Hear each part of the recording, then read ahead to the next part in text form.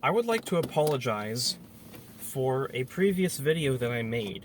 The video was entitled The Paradox of Emacs, and my thesis was that Emacs is bad because the barrier of entry is too high and the internal API is stale and old and bad.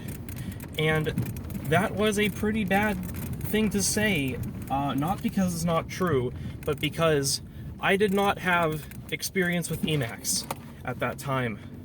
I had very minimal experience.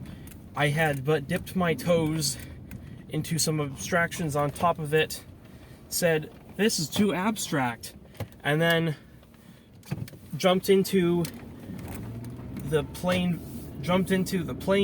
form with only the default configuration, said, this is too plain and bare, and discounted it from there. That is a bad thing to do. That is such a shallow take, and I feel kind of bad about it. It's not a really good thing to say, especially when you don't know what you're talking about.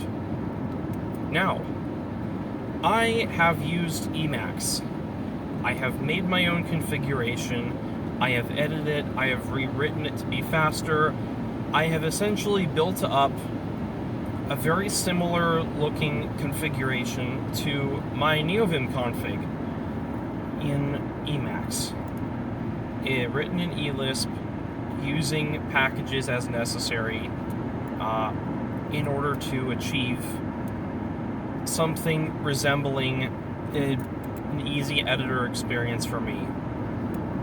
And I gotta say, Emacs is fine. It's not a bad app. It just has bad defaults. And since I've changed them, I can say that now. The defaults are bad. The defaults are awful.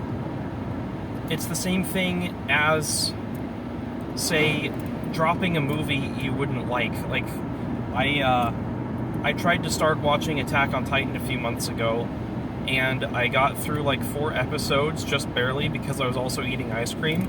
And I thought, you know what? This doesn't appeal to me. I don't like the animation, I don't like the mystery, I don't like the slowness. The premise isn't compelling enough for me, I'm just gonna drop it. So I dropped it. I came back to it a week ago and I binged the whole rest of the series. And it was great. And you know what? I don't regret dropping it before. I made the choice to drop it. That was fair given what I knew about it at that time. But everyone on the internet, and even in real life, was hyping it up like, oh yeah, did you hear the final season of Attack on Titan's coming out? It's gonna be great, it's gonna be the best. And it just wore me down. It's like, okay, fine, I'll give it another shot.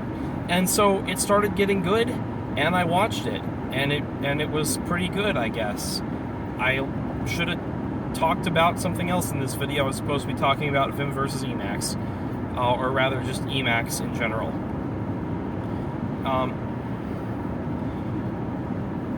The problem that I had with Emacs at that time was that I was trusting DistroTube too much. If you're not familiar with DistroTube, what are you doing here?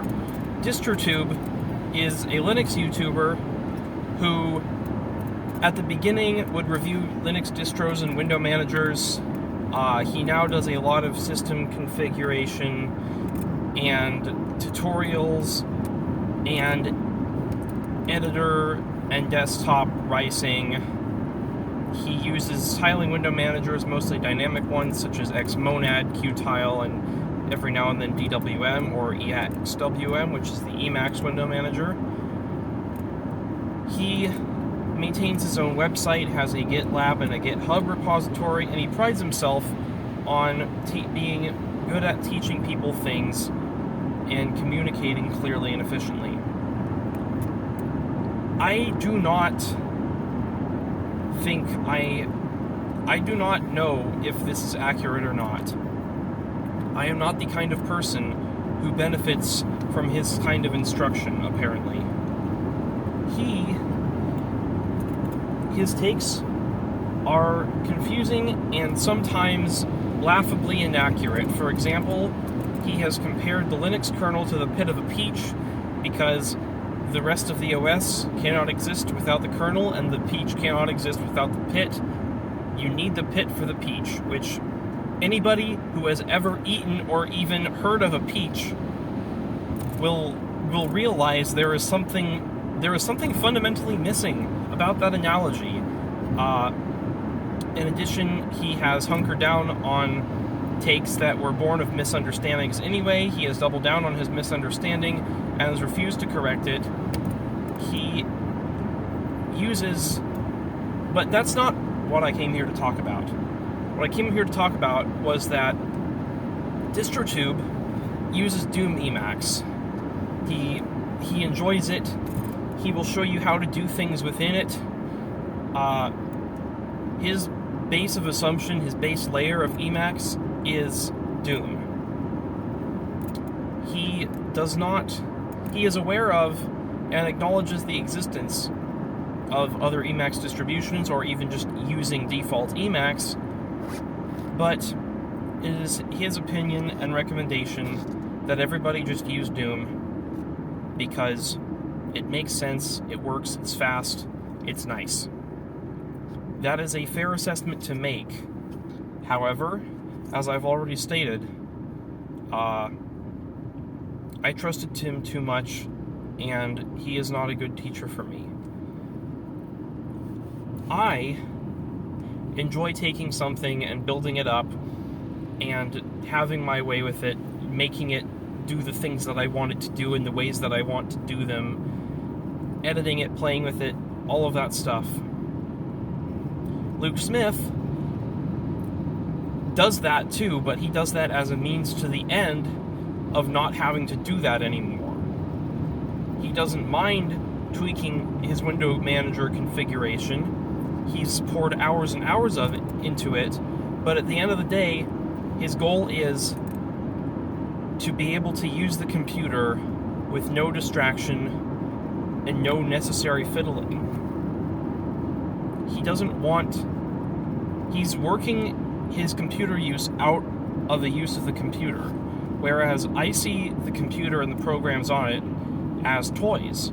I want to play with them. That's what amuses me, and I've come to accept that about myself. DistroTube, I'm not sure. I think he plays with stuff, but I think he relates to it in a different way than I do that makes it so not good. I don't know what else to say. I don't know if I'm seeming presumptuous here, ain't I? Yeah, I definitely am talking about myself too much. Right. Anyway, there's this other YouTube channel who talks about Emacs. The channel is called System Crafters. The guy on it, the main guy, is David Wilson. I'm pretty sure he does it just about all by himself. He'll do like hour-long live streams in which he'll present from Emacs and he'll edit the config of a different instance of Emacs.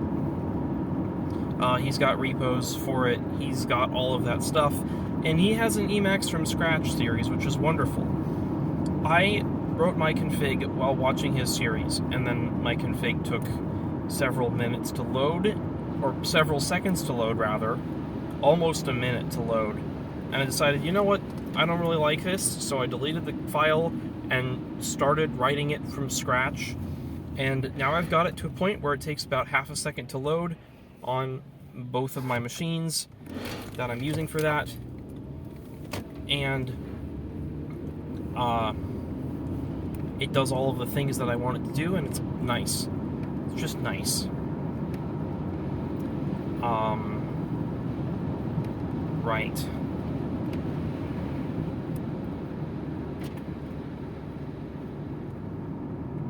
If you have ever decided maybe you want to try Emacs, but then you look and you see DistroTube, and you try Doom and it turns you off, just follow System Crafters Emacs from scratch. It's a good tutorial. Shameless plug for them. I'm not sponsored, but I wish I were. Yeah. I'll discuss more about the fundamental nature of Emacs in the next video. But just to say, I am very sorry for having a bad and uninformed take on it before. I hope the one person who actually ends up watching this will forgive me. Bye!